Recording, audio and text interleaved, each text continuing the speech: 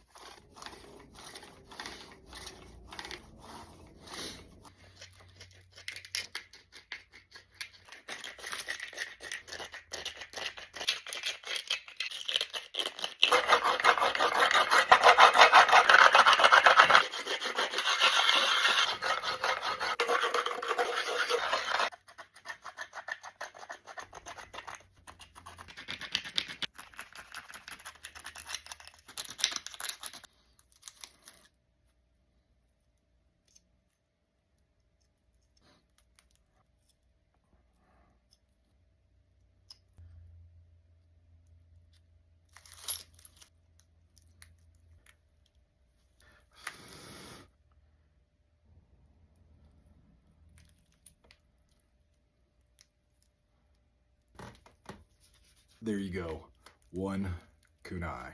Georgetown blade, piece of mule deer for the handle, hemp cordage, pine pitch glue. You've got one kunai. To answer a couple of questions, no, my leg does not hurt and it doesn't bruise. All the small little pieces of stone, I work into small little arrow points. And yes, this one will be for sale up on my website, donnydust.com, with a whole bunch of other blades. All right, there you go, one kunai.